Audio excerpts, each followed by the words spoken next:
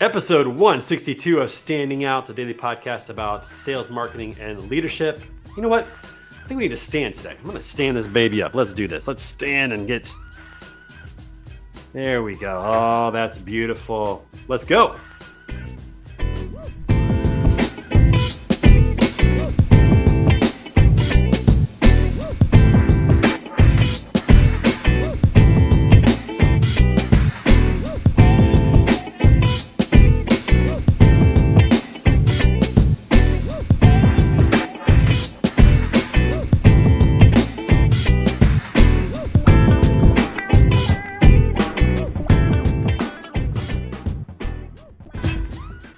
What's up, everybody? It is Friday, and you guys know what that means. It is Finish Strong Friday. So I hope whatever you're doing today, you're getting after it and finishing strong on whatever you are enjoying today. That weekend's going to be much, much better. And hey, keep in mind, we got some great Finish Strong swag in the swag store, everybody. Look at our friend Melissa Guzman sporting the Finish Strong swag. Listen, you can pick yours up today by going to shop.betaconsultinggroup.com. And when you do, make sure that you use the coupon code SPOOKY because it's October, everybody. You get 20% off your entire order. We'd love for you to be a part of what we're doing here at Beta Consulting Group with our swag. We got all kinds of great stuff. We got some new water bottles and all kinds of stuff.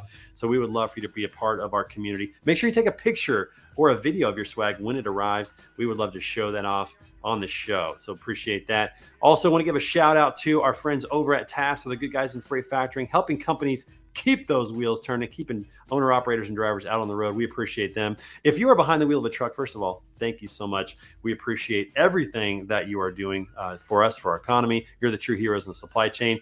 Do yourselves a favor, go to TAS.com, let them know that Trey sent you, get started with them today. They're all about educating carriers, cash flow resources, discounts on fuel, tires, all kinds of great stuff. So be sure you check them out, or you can just click on the link that's going to be in the comments in the show today. That takes you right to my landing page with them so that they know that I sent you. Thank you so much for being on the show today. We got so many great guests this week. Had awesome shows. You can catch them on demand on our YouTube channel or right here on LinkedIn, Twitter, Facebook, or YouTube Live. So make sure you check those out. We got a great guest on Monday. We got a fun show on Monday, everybody. So my friend John Devaney from Concept Logistics is going to be on. Listen, he's a Buffalo Bills fan. I'm a Kansas City Chiefs fan. They're playing this weekend. There is a bet on the table. It's going to be out on social media today. One of us is going to have to wear swag for the other team. It's not going to be great for John. I'm pretty sure it's not going to be great for him. I'm hoping it's not for me.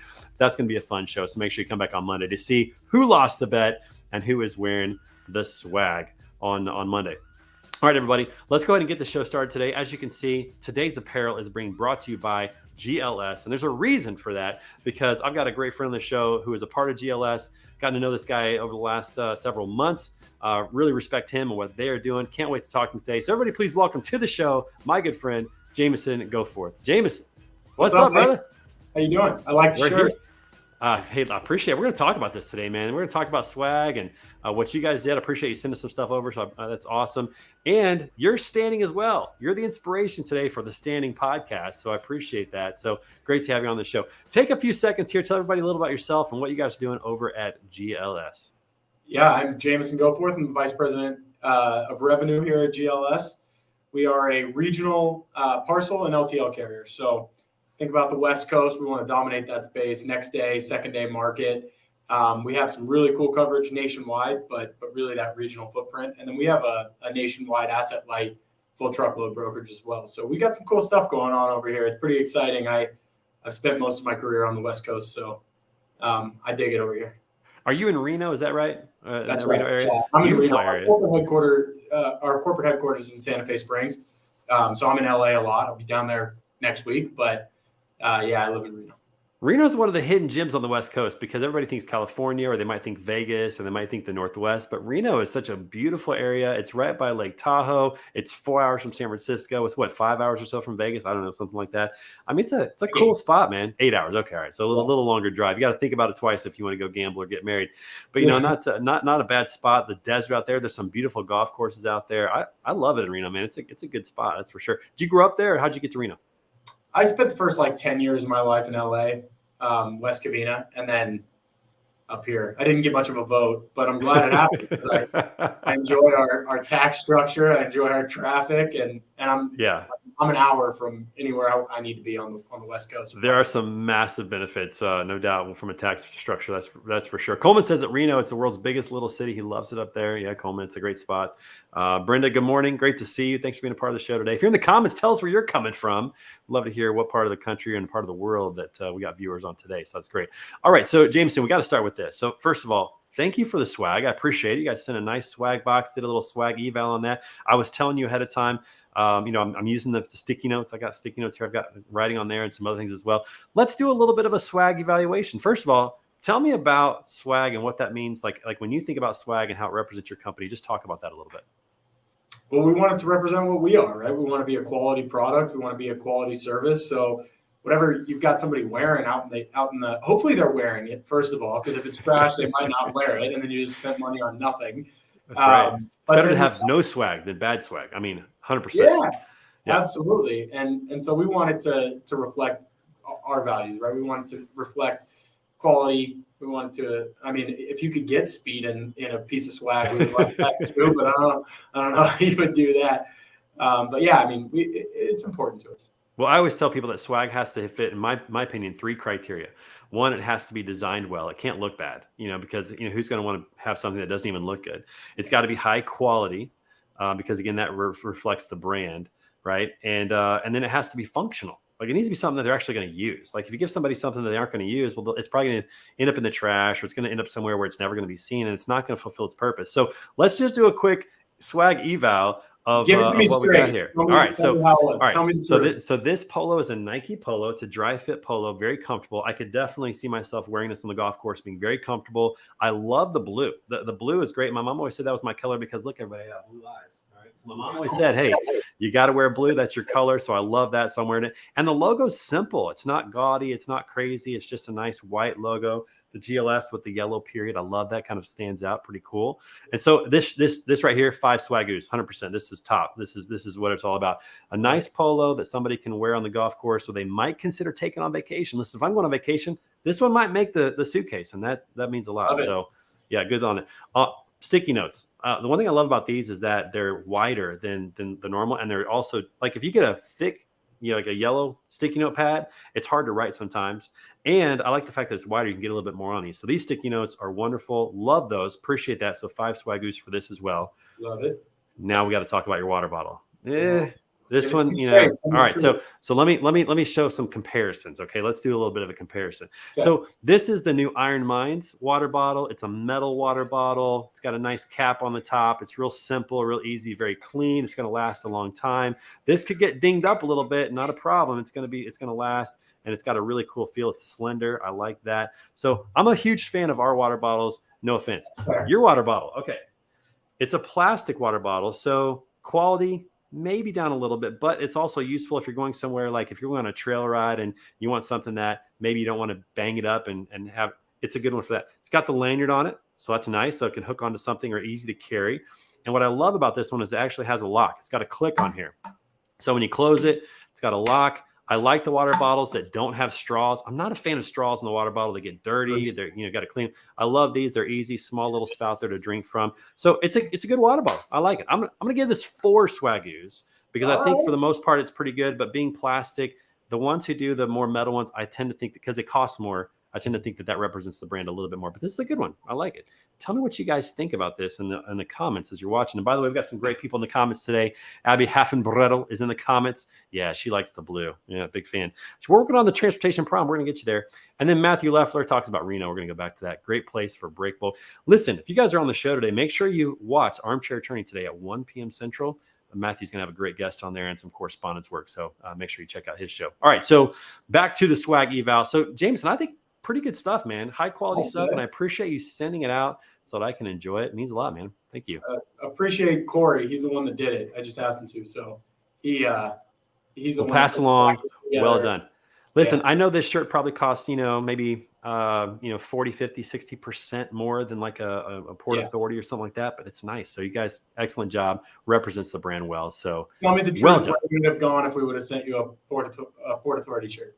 I probably would like unless it's like the top line premium one with a good because to me it's all about fabric and feel. Like the the name brand doesn't bother me so much because it's just right here. It's just a little bitty thing. Yeah. So the name brand doesn't bother me, but quality. So if it's a Port Authority, the premium, I'd probably wear that.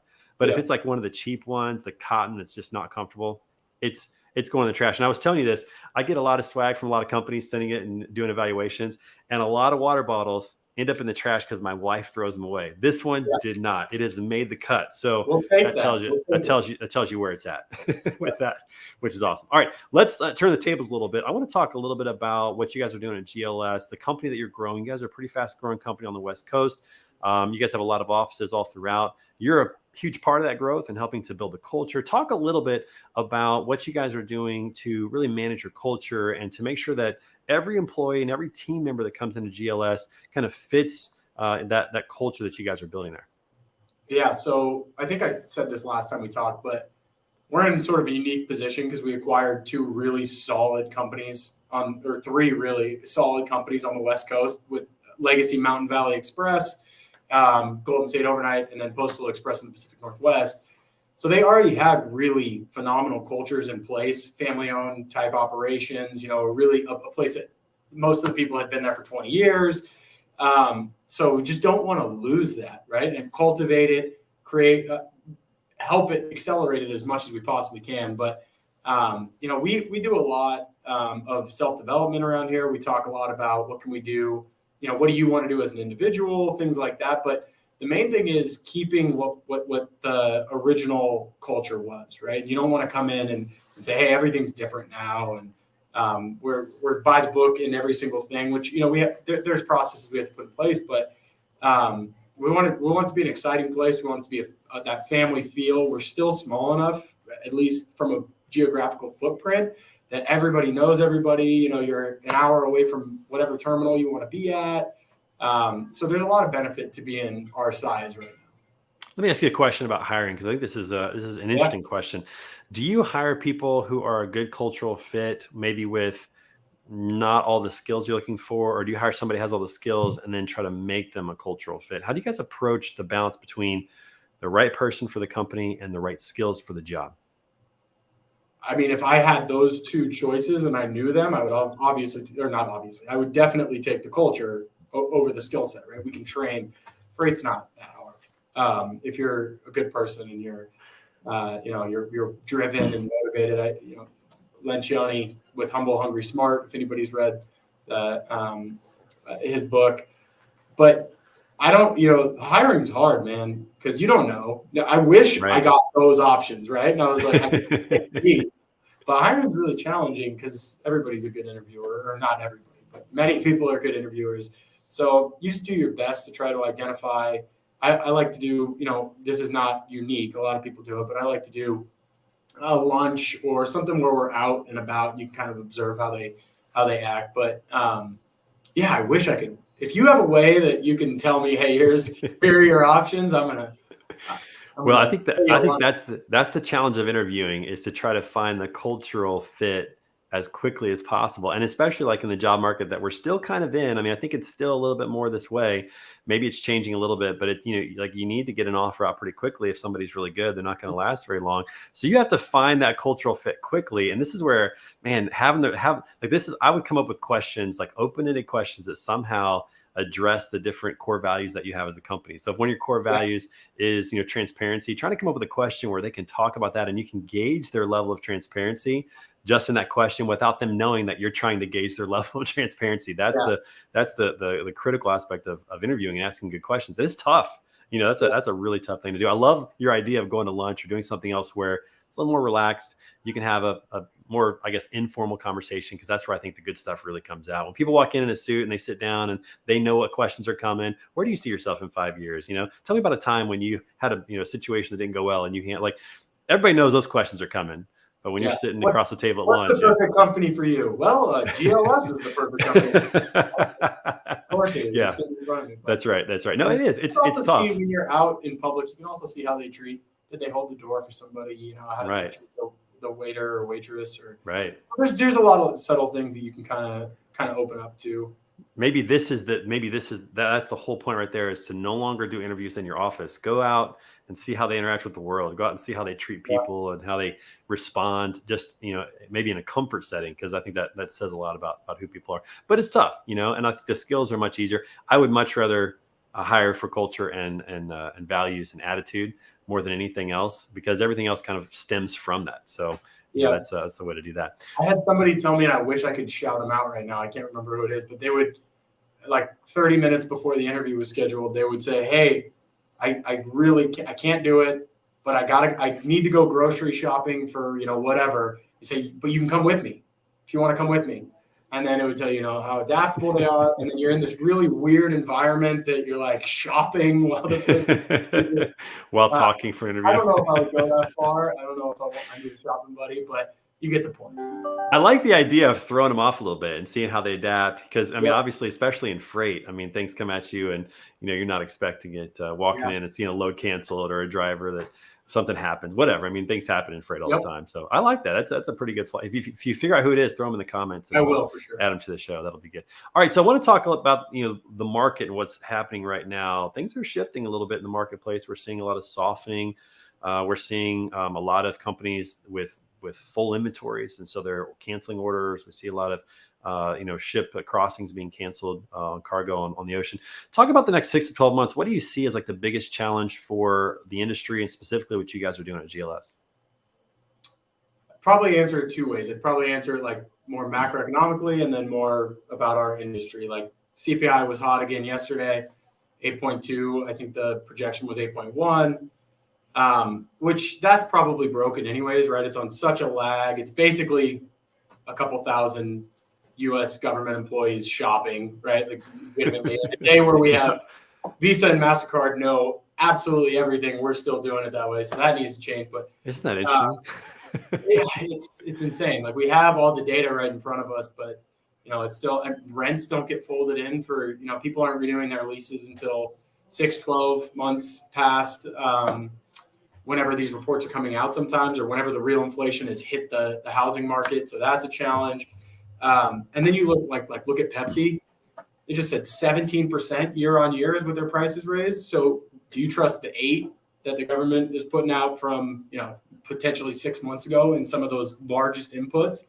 Or do you trust, Pepsi saying, hey, no, our prices are up 17%, Yeah. So I say all that to basically say, I don't know. I'm not an economist, but you'd be hard pressed to convince me that things are going to end well in the next, 1, 2, 3, 4 quarters, as long as energy, food, shelter are eating Americans' discretionary income. So right. Well, and the government certainly is not going to. They want to make things look as good as possible in an election year. They certainly don't want things to look bad. So you have to take that into consideration of like, what story are they telling? Because like it or not, the government's in the business of marketing and branding themselves as well, right? For reelection and all those types of things as well. So yeah, on the macro side, definitely see that. What else are you seeing? So we go by the California Fuel Index because we're a West Coast regional carrier. Last week, take a guess what fuel was in California. I'm going to say $4.50 a gallon. Not even close. 607. Right. 607. What was it this week? So 1 week, week over week. So I'll say $6.50. Yeah, pretty damn close. 648. A 41-cent jump per gallon in 1 week. In 1 week. So as you start to see, especially in the truckload market, rates are coming down. You can get a heavy discount in the spot market right now over contract rates. All that data is out and very available. So you got these inputs going into these carriers that are elevating. We raise driver wages all the time. We have to, to attract talent. So you still have all these inputs that are heavily inflated, and now to see that truckload market go down is sort of concerning. But the other thing too is I'm really excited for third quarter earnings at the end of this month. I want to see what, in particular on the LTL side, we get a lot more real-time data on truckload. Like, it's just more available. Yeah. But LTL wise, to compare what we've done the last quarter with some of the larger, more publicly held companies is going to be exciting. But I think we're also really well positioned for it. Again, regional carrier, smaller next day service premium type opportunity. And then we're also in growth mode right now. Like we want to expand. We just opened Denver, which is really exciting. So that's a whole nother market to sell into.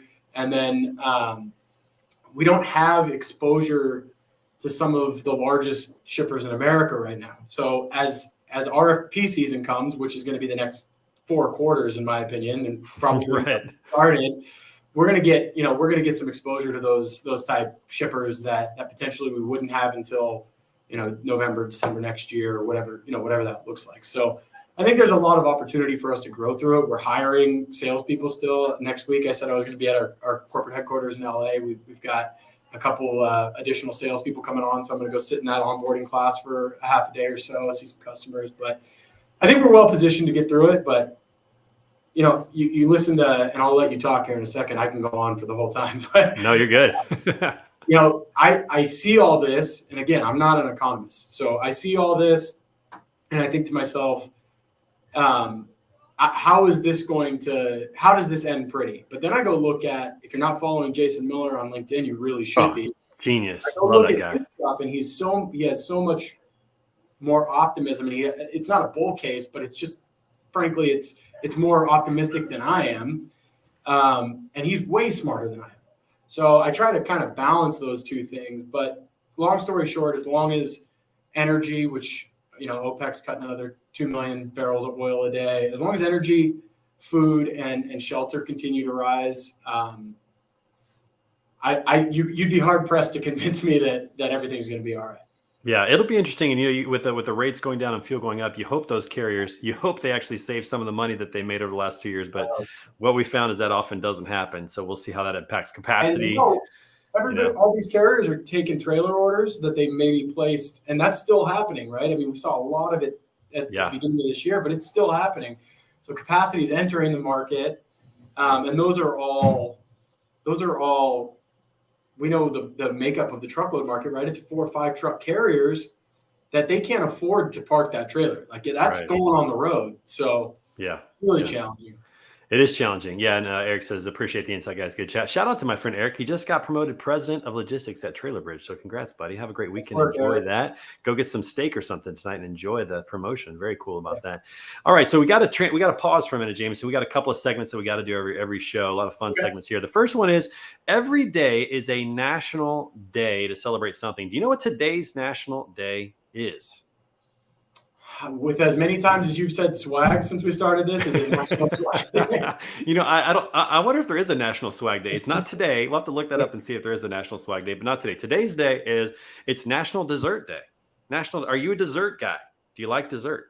It's fine. I'd rather have like another piece of pizza, some more French fries or something. See, but I wish I was like that. I'm a dessert guy, man. It's bad, and you get over 35, and it just sticks. I mean, it's no good. But I'm told. So if you were a dessert guy though, or if you were going to get dessert, what's your dessert of choice? What's like your favorite dessert to get? I won't turn down cookies and cream ice cream. Okay. Yeah, that's solid. Suzuki, the cookie with cream on top. Yeah. Wouldn't turn that down. I would say those two are my go-tos. We're on the same page. I'm kind of the same way. I'm an ice cream guy as well. I like chocolate peanut butter ice cream. That's my favorite combination. Is chocolate. Tillamook out of Oregon has the best chocolate peanut butter ice cream. It's getting into regional stores all around here in the Midwest too. With St. Louis, we got Tillamook ice cream, which is great. I do like also like a warm and a cold apple crisp with vanilla ice cream or brownie with ice cream, a little chocolate drizzle on top. It's killer. I mean, it's terrible for the body, but man, I'm a sweet tooth guy. It's brutal. It's a hard life, everybody. It's first world problems, that's for sure. All right. So everybody get out there and get a dessert this weekend. We got apples. It's apple season here. So we've got apple crisps and apple pie and apple butter and all that. So we'll be enjoying some apple pie, but everybody else get out there and get some dessert this week and enjoy National Dessert Day. All right, Jameson, it's time for the random question of the day. Now listen, I haven't seen this question. I don't know if it's good. It could be big, good bag. I don't know if it's going to be funny or serious, but it's just a random question. We let our producers do this every day. So we'll see what the random question is. The random question today is, if you had the chance to go into space, would you? Are you a space person? I just watched the SpaceX documentary on Netflix, so I'm more willing to say yes right now than I would have. But I think there'd be a lot of questions I had ahead of time. You're probably a little more analytical about it. I'm a yes. I'm a solid Really? yes right now. If Elon Musk is watching and he's got an extra seat, book me for that. I will gladly do it. When I was a physics major in college, I taught physics in high school for a while, and orbit and planetary motion and rockets, all that stuff fascinates me like crazy. I watched Apollo 13 3 times in college the same day as I was prepping for our test on orbit and on that type of stuff. And so I'm a big fan. And if I could go to the moon, I'd do it. If I could go to Mars and make it back, I'd do it. I would 100% do it. I love that. The Martian is one of my favorite movies. Just love all the Apollo stuff. I watch Apollo documentaries. I'm such a nerd, dude. I'm such a nerd. Yeah. So if I had the chance to go to space, the answer is yes. So for you, you gotta jump through a few some questions. First. Yeah, that's some questions, no doubt. Yeah. I probably have a few questions as we got closer, but the idea to me would just be true. I want to see the Earth like I see the moon. That's what I want. Yeah. I want to see it that way. To me, that would just be absolutely breathtaking. So I would do that. If you're in the comments, let us know. Would you go into space if you had a seat? If you had a seat and you didn't have to pay for it, or you could afford it, whatever, would you do it? Would you go into space? Answer for me is a definite yes. That's for sure. All right, Jameson, let's wrap this baby up. Let's finish this up a little quick. What is on the horizon for GLS? Where do you guys feel like you're headed, and what are you guys focused on here moving forward? I'm really focused on Denver right now. We fill in that lane. Why'd you guys open up Denver? What was the reason for that? It's sort of the gateway to the West, right? Like that is the no, my friend. That's St. Louis. Let's get this straight. That's St. Louis, all right. At least, but no, the original gateway to the West. Yeah, absolutely. It's sort of that delineating mark, and it's a really, really important market for us. We're already in Salt Lake City, and those two markets play on each other so well that Abby would go to space, absolutely. Of course she would. Yeah, so I'm really focused on Denver. We're focused on growing our core footprint. We're focused on a little bit more nation. We have a national footprint through a couple partners. So we want to grow that business as well and just show we're not a one-stop shop. But Denver's taking a lot of our time right now and in a good way. Yeah, it's exciting. I think the growth is exciting. It's hard. There's always challenges, of course, and moving into new markets are sometimes challenging, but I think it's really exciting, and I think with business, I'm learning this myself, now with Beta Consulting Group, we're about 9 months old right now. Mm-hmm. I'm learning that if you're not growing, you're on the path to dying. Like you're moving that direction. You always have to be growing because you just never know. You never know if a client is going to, need to make it go a different direction or make a change or whatever. And so you always have to be growing. So it's uncomfortable sometimes and challenging, but it's the way to do it. So exciting to see you guys growing. Look forward to the future swag that you guys put out and see what comes of that, which would be awesome. And Jameson, always great to talk to you, man. Thanks for being on the show. Appreciate it. Hey, I appreciate you. Thanks, Ben. Yeah, absolutely. And everybody else, make sure you come back tomorrow. We've got not tomorrow. No. Tomorrow's the weekend. I say that most days of the week, but not tomorrow. We're not doing that. Make sure you come back on Monday for a great episode of Standing Out. We're going to have my good friend John Devaney. And remember, we got that Bills-Chiefs bet going on. So you got to find out who's going to win that. So make sure you come back for that. And also don't forget today, in just an hour, we got episode 128 of The Word on the Street with the Street Crew. And our guest today is Jordan Graft of Highway. Going to talk about his new product and what he's doing over there. So looking forward to that. And we'll see you guys back here every day, Monday through Friday, 10:30 a.m. Central for an episode of Standing Out, a daily podcast about sales, marketing, and leadership. We appreciate you guys. Have a great weekend. We'll see you soon. Thanks, Jameson. Talk soon. Thanks. Go Dodgers.